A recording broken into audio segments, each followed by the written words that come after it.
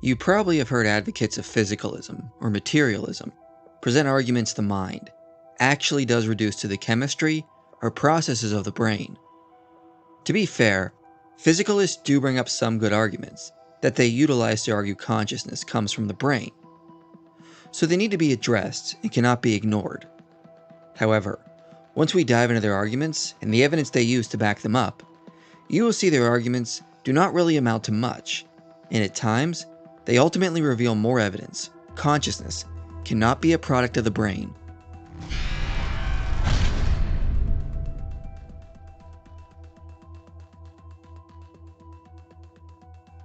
One of the most utilized arguments is to use cases of brain damage. A large amount of neuroscientific research demonstrates things we attribute to the mind, like personality and moral judgments, can be systematically changed through brain damage or alterations.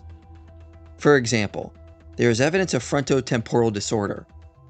Damage to this area of the brain can result in behavioral alterations, such as verbal disinhibitions, antisocial behavior, loss of concern for others, as well as changes in political ideology and patterns of dress. In 1999, Tony DiMaggio documented in Nature 2 cases of one male and one female who experienced brain damage to certain regions, and it resulted in disruptive and reckless behavior.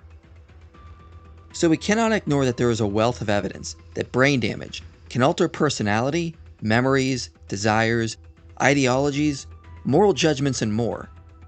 If damaging the brain damages mental aspects of you, surely this would be evidence the mind is a creation of the brain. But this is assuming too much from mere correlations and attempting to derive causation. As we have said, on all views of the mind, we would expect the physical to affect our mental properties, just like we argued the mind can shape and modify brain chemistry. There is obviously an intricate relationship. It is a straw man or a misunderstanding by physicalists to assert substance dualists or idealists would not expect the mental and physical to be strongly connected and interdependent. Let's remember we have acknowledged part of our mental life is malleable, namely what we define as the soul. As we said, your soul evolves over time. It is your personality, your thoughts, dreams, emotions, memories, desires, etc. Your soul is the person you, a conscious mind, are becoming over time. It is contingent on the mind and is malleable. So the mind reads aspects of the soul, like a belief, in order to know how to act. But let's also remember where beliefs come from. They are not mystically inserted into the mind. They are developed through engaging and studying the physical world. Beliefs, like goals or memories, are built up over time by living and studying within a physical environment. So beliefs obviously have a physical aspect and are connected to your brain, which is what receives information from a physical environment for the mind. So this is how the mind is building a soul over time, by living a physical life. But if that is the case, it would be expected that aspects of the soul can be physically malleable or become damaged by physical interactions. Your soul is built from physical interactions, which the mind reads and stores, and the brain is the pathway for which the mind continues to interact in the physical world. If it is damaged, the mind cannot display the soul or fully read the damaged pathways to the information. Now, this is not to say your soul reduces to neurons, or that the brain creates the mental states, since there is no evidence mental states are emergent from or are identical to brain states. Rather, it is either that there are configurations in the brain the mind reads to gain access to the soul, or the brain is the extrinsic appearance of the mind and the soul operating within space-time.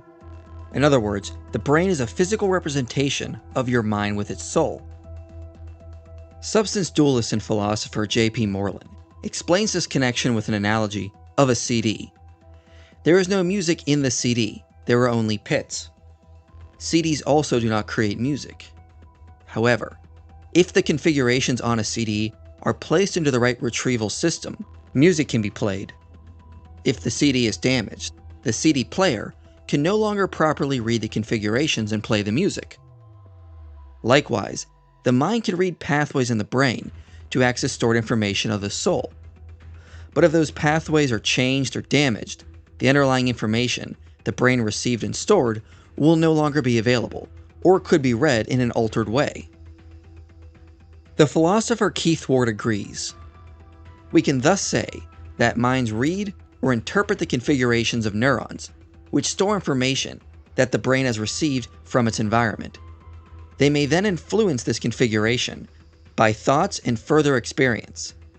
The configuration is stored in the brain as a symphony is stored on a CD, and is ready to be read again, remembered, at a later time. This way of putting the matter requires that the brain functions properly. Configurations and interpretations can go wrong, and if the physical basis is blocked or damaged, they will go wrong. So it is not at all surprising that brain damage will cause predictable mental defects, or that particular mental processes are often found to be localized in specific areas of the brain. For idealists, the brain is a function of a conscious mind. It is the extrinsic appearance or avatar of what a conscious agent looks like in reality, by encapsulating consciousness into a spatial-temporal existence. As William James said, "Matter is not that which produces consciousness, but that which limits it." So the brain in a sense encapsulates consciousness and focuses it. If you affect the pathways in which consciousness is focusing, then of course you will affect how consciousness operates in reality. To elaborate more, the brain is not the complete agent, but a representation of what you and your soul appear as within a physical reality. Donald Hoffman has argued it is sort of like a user interface symbol of a conscious agent. Like how the icons on your computer screen are just symbols or representations of applications. What appears on your screen is just the extrinsic appearance of underlying code. But I won't drag the icon to the trash, as that can damage what I need to do on the computer. Likewise, if you change or damage the brain, which is the extrinsic appearance of consciousness and the soul within spacetime, of course you're going to affect how the agent operates in spacetime. So to argue from brain damage against the irreducibility of the mind is to misunderstand or not fully understand what substance dualists and idealists believe and argue for. Furthermore, certain instances of brain damage actually support the theory of irreducible consciousness over physicalist models, as brain damage or brain diseases can result in genius-level abilities. In certain instances of frontotemporal disorder, subjects have lost some normal abilities, but have somehow managed to unlock genius-level abilities. Another condition is called savant syndrome, and it also correlates with genius-level abilities, while one is typically deficient in other areas. The movie Rain Man was based on a 57-year-old patient with this condition who memorized over 6,000 books and has an encyclopedic knowledge of geography, music, literature, history, sports, and 9 other areas of expertise. He can name all the US area codes and major city zip codes. He has also memorized the maps in the front of a telephone book and can tell you precisely how to get from one US city to another, and then how to get around in that city, street by street. He also has calendar calculating abilities, and more recently, rather advanced musical talent has surfaced. Of unique interest is his ability to read extremely rapidly, simultaneously scanning one page with the left eye and the other page with the right eye. Magnetic resonance imaging shows the absence of the corpus callosum, along with other substantial central nervous system damage. Other research has reported these abilities correlate with brain damage, and that no physicalist model of the brain can currently account for this data. However, this data would be expected if the brain is not what creates consciousness, but that which limits consciousness. Brain damage can hinder the mind's functional abilities to operate within spacetime. But if the brain is limiting consciousness, brain damage would be expected in some circumstances to unlock access to more abilities that are hindered by standard brain functioning. Thus, cases of brain damage that unlock genius-level abilities seem inconsistent with physicalism, but are expected on irreducible models of consciousness. The next objection is to argue that consciousness can be turned off and on again by affecting the brain through something like general anesthesia or just basic sleep. Researchers have also recently found a place in the brain that seems to turn on and off consciousness. So the argument is that we can become unconscious, but we as a body still exist. So then it follows that consciousness is not fundamental, but likely a dependent feature of the brain. The philosopher of mind Bernardo Kastrup responds to this with a hypothetical scenario. Imagine that you wake up in the morning after hours of deep sleep. You may remember nothing of what happened during those preceding hours, concluding that you were unconscious all night. Then later in the day, you suddenly remember that you actually had a very intense dream. So you were not unconscious all night, you simply could not remember your experiences. In reality, the body being physically unconscious doesn't mean the agent is unconscious. It probably is just the case that we do not remember everything that happens when we're asleep or under anesthesia. Lack of memory doesn't mean we're unconscious. In fact, research has come out that has argued states we presume mean unconsciousness actually come with intense experiences. In one study, 60% of subjects remembered dreamlike experiences in anesthetic-induced states. G-force-induced loss of consciousness has also been seen to correlate with memorable dreams. Another study has pointed out there is good evidence consciousness doesn't disappear during dreamless sleep. From the outset, there is good empirical and theoretical reasons for saying that a range of different types of sleep experience, some of which are distinct from dreaming, can occur in all stages of sleep. So just because you don't remember everything while you are physically unconscious, that doesn't mean you are entirely unconscious. There is no reason to conclude consciousness can be turned off and on. Only that an agent's brain needs rest or is disconnected due to specific types of drugs, and is temporarily disconnected from normal experience of physical reality.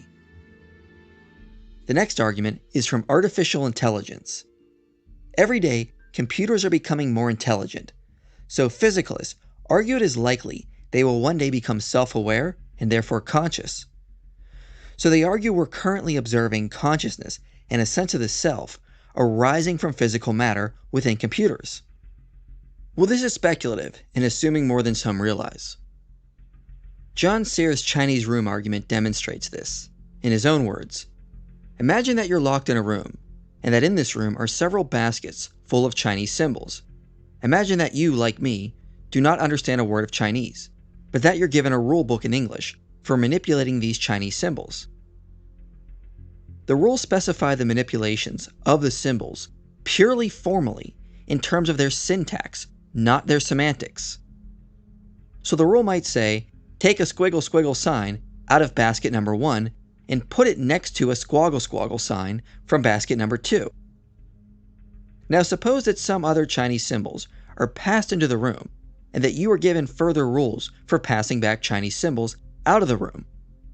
Suppose that unknown to you, the symbols passed into the room are called questions by the people outside of the room, and that the symbols you pass back out of the room are called answers to the questions.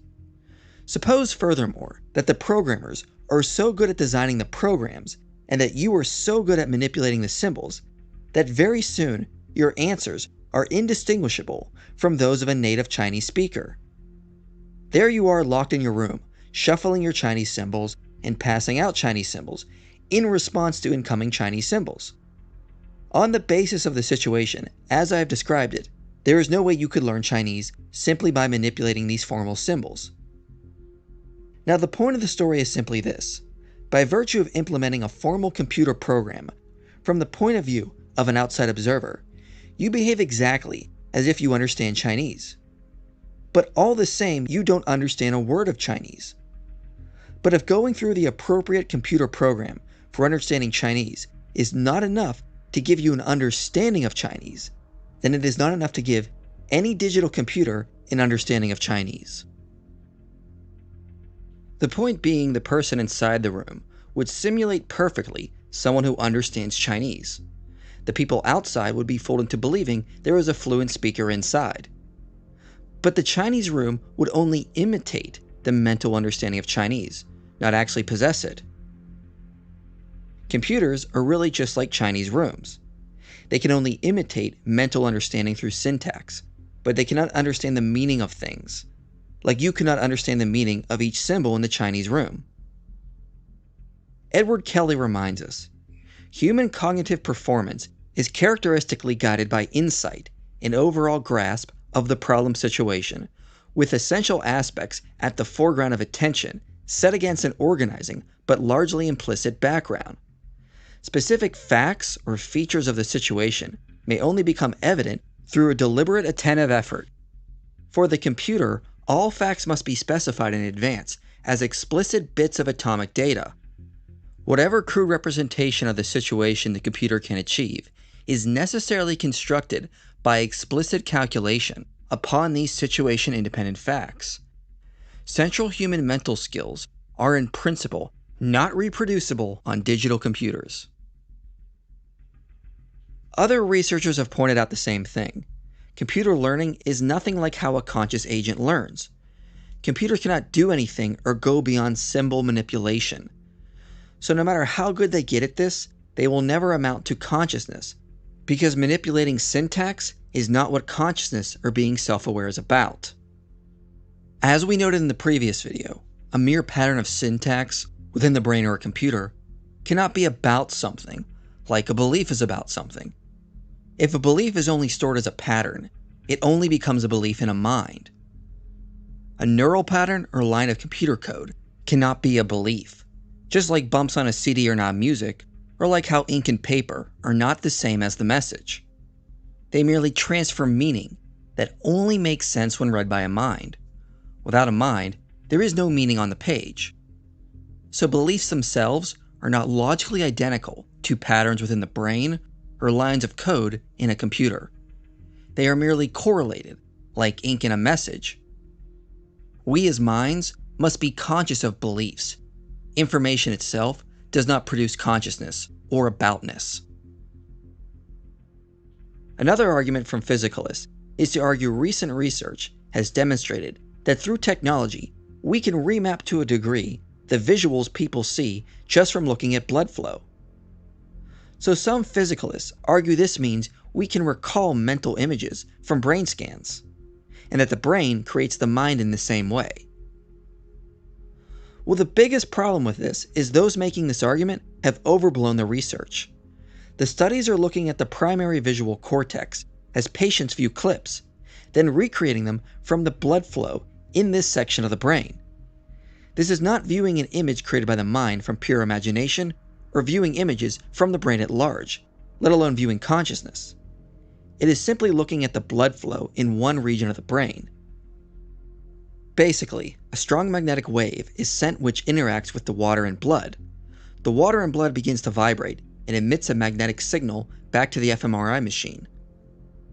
This is not the same as observing private mental experiences, or experiences generated by neurons. It is actually only sensing changes in blood flow in the visual cortex of a patient. We are only looking at incoming information from the eyes, which we would expect to visually look like what the eye is viewing externally. As we explained earlier, no one rejects these forms of upward causation, whereby a mind utilizes the brain to receive incoming information, like we explained earlier with the analogy Keith Ward and J.P. Moreland used. The mind can read pathways in the brain and view incoming images. Another study found images produced by imagination preserves the geometric profile of letter shapes from images produced visually. Basically, subjects were shown one of 4 letters and then asked to imagine the letter they just saw. fMRI scans were simultaneously performed on the visual cortex. In some cases, correlating brain activity appeared between the visual images and the imagined images. However, we have to be careful not overestimate the implications of this study. Like before, this is not viewing images from pure imagination.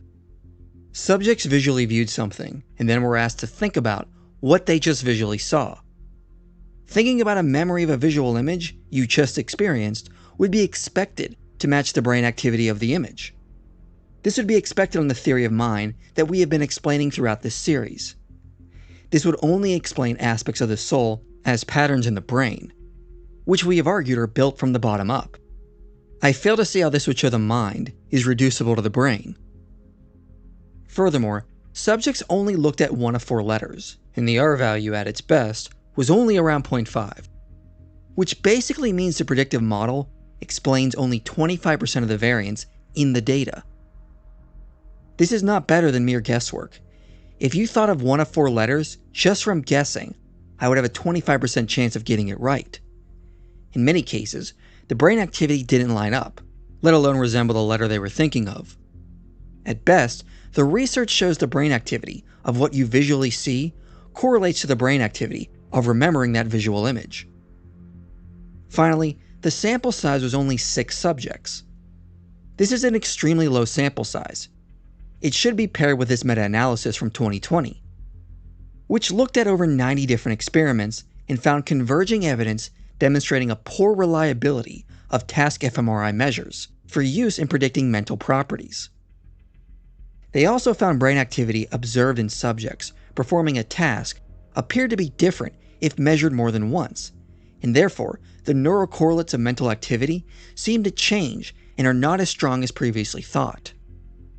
Thus, they conclude, our meta-analysis of task fMRI reliability revealed an average test-retest reliability coefficient of 0.397, which is below the minimum required for good reliability and far below the recommended cutoffs for clinical application or individual level interpretation. They also note, adequately powered studies require a total sample of more than 2,000, but studies with high sample sizes are severely lacking in neuroscientific studies. So this one individual study has an extremely low sample size and low evidence of neural correlates, meaning its results are practically meaningless. Also, even if the conclusions are successful in showing that we can display imagined images within brain activity, this would only show how aspects of the soul are stored as neural patterns within brain activity, not how mind or consciousness would emerge from the brain. The next objection is to argue from the famous Libet experiments. In the early 1980s, researcher Benjamin Libet had subjects hooked up to a machine to measure brain activity while they were asked to randomly decide to press a button. The subjects were asked to note when they consciously decided to press the button.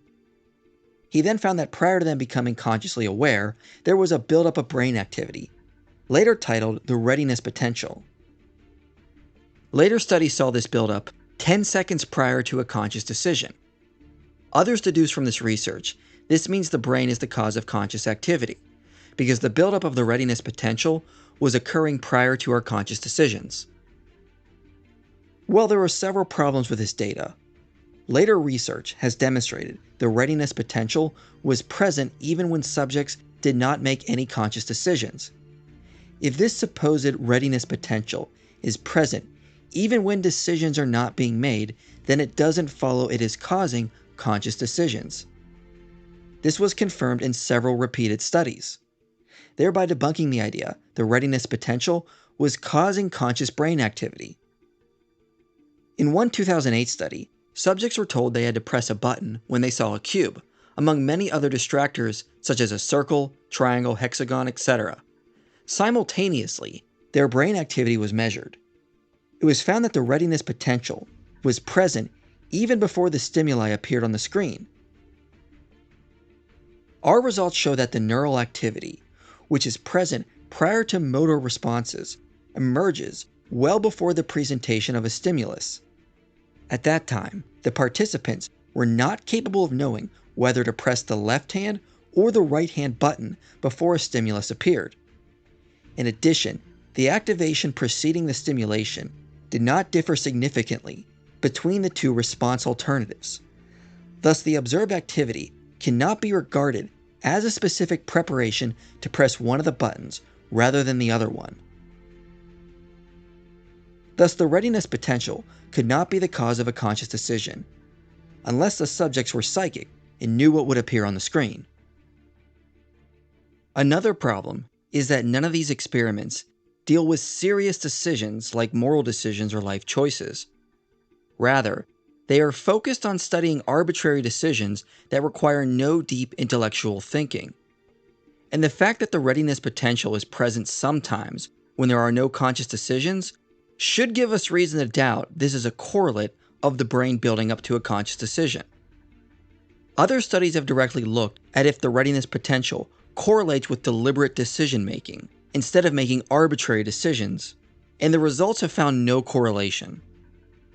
We directly compared the neural correlates of deliberate and arbitrary decision making during a $1,000 donation task to nonprofit organizations. While we found the expected readiness potentials for arbitrary decisions, they were strikingly absent for deliberate ones. Our results are congruent with the readiness potential representing the accumulation of noisy, random fluctuations, which drive arbitrary but not deliberate decisions. The absence of readiness potentials in deliberate decisions further points to the different neural mechanisms underlying deliberate and arbitrary decisions, and thus challenges the generalizability of studies that argue for no causal rule for consciousness in decision-making from arbitrary to deliberate real-life decisions. So the readiness potential doesn't even correlate with conscious deliberate decisions that we normally make in life, and more likely correlates with noisy, random fluctuations. However, even if the readiness potential could cause decisions, Libet responded to his own work, as he still held to a belief in free will. He suggested from later research the brain activity, or what we might call aspects of the soul, would act on their own, but the mind had the ability to interfere and veto the buildup or readiness potential from carrying out a decision. In other words, the soul, through the brain, can run on autopilot and carry out decisions, but the mind or the self has the ability to interfere by preventing the activity from being carried out. Think of Ward's earlier analogy of comparing the brain to a CD. The brain would continue to play on its own until the mind stops it. This could be compared to how we tend to do things without thinking, like daydreaming or fidgeting. Unless you as a conscious mind interfere with the autopilot features of the soul. This has been called the mind's ability to free won't and take control of the brain activity by preventing it from going forward. This is cited by neuroscientist Jeffrey Schwartz in his book The Mind and the Brain as further evidence of his own research that the mind is capable of modifying and changing the chemistry of the brain, which we covered extensively in the first video of this series. If the brain actually was causing decisions to be made through the readiness potential, and the supposed evidence for it doesn't even hold up, one could still argue from the work of researchers like Libet and Schwartz to demonstrate the mind has the ability to interfere to produce real changes in the brain as the final gatekeeper to if a decision is to be carried out or stopped. Physicalists will also sometimes use the results of this study to argue the brain creates conscious intentions. Researchers stimulated right inferior parietal regions, which triggered a strong intention and desire to move. Thus, it has been argued we can show how the will arises from the brain by creating intentions through stimulation. However, this seems to be overstating what the research shows. When these regions were stimulated, subjects reported the desire to move. You can have desires or a feeling you ought to do something that in reality only influences you, but does not actually cause your decision. Charismatic leaders can create strong desires in people that only influence the conscious decisions of their followers, but they do not literally control the will. You can give a subject a drug, which can temporarily change or influence their desires, and thus affect how the mind operates in reality. But you don't actually control the will. And as we just went over, the brain can run on autopilot, and the mind can act as a final gatekeeper and cancel desires from being carried out. So even though through electrical stimulation, you can create intentions and desires in a subject, that doesn't mean you are making or controlling the will. Only aspects of the soul the mind can utilize if a mind decides so.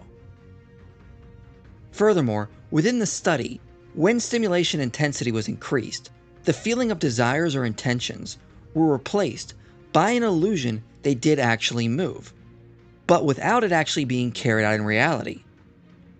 What did not happen is a subject feeling like they acted upon a desire and carried it out.